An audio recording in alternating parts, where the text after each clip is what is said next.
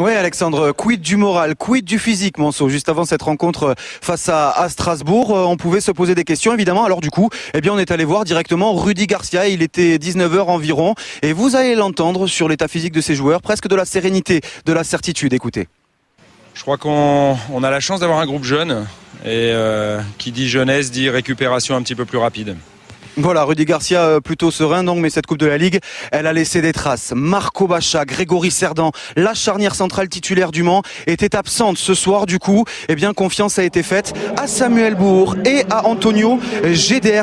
Un seul match côte à côte pour tous les deux face à Lyon. Une victoire 1-0. Rudy Garcia insiste, ce n'est pas une charnière de remplacement. Le Mans, vous l'avez dit, a des ambitions, mais l'entame va refroidir les ardeurs. Le ballon dans la profondeur et regardez cette tentative de Kevin Gamero. La parade superbe de Yohan Pelé, elle est superbe cette parade car le gardien Monceau est en appui arrière. Strasbourg, malgré les absences, sans Fanchon, sans Pesley, sans Rodrigo, joue au culot, 3 attaquants dans le plus pur style de Jean-Marc Furlan. Et Strasbourg va continuer, emmené par un très très bon Moulungi. Vous l'avez vu là avec ce centre et la frappe derrière, elle est superbe cette frappe, elle est flottante, prise quasiment en demi-volée avec ce petit rebond juste devant.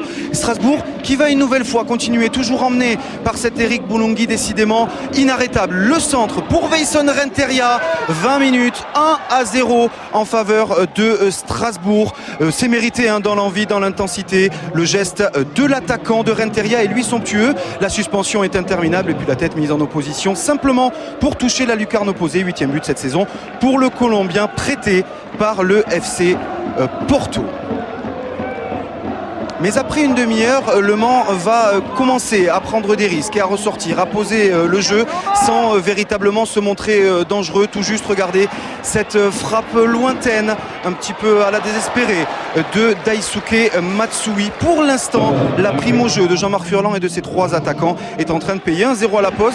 On a fait rentrer à la place de Jean Calvé Ibrahima Kamara. Jean Calvé qui avait eu du mal face à Eric Moulungi. Mais c'est bien Strasbourg qui va continuer encore et toujours de maîtriser techniquement les débats avec ce renversement du jeune Othon qui faisait sa première Ligue 1 ce soir pour Eric Moulungi. Moulungi il est passé, le centre en retrait pour Renteria et Yohan Pelé qui détend son mètre 91.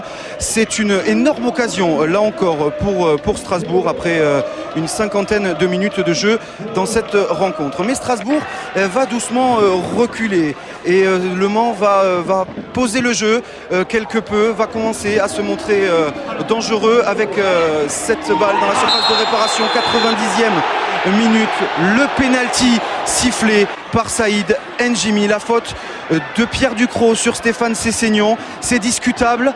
Il y a eu contact. Tullio De Melo face à Stéphane Cassard et la parade de Stéphane Cassard derrière le ballon est dégagé en corner. Énorme Stéphane Cassard qui préserve pour l'instant la victoire strasbourgeoise.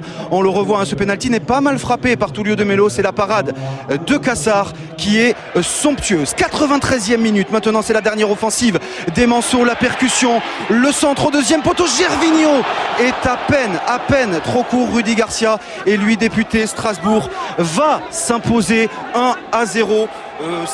C'est une très très belle satisfaction pour cette équipe de Strasbourg. Le héros du match, Stéphane Cassard, il est au micro de Vincent Cobos.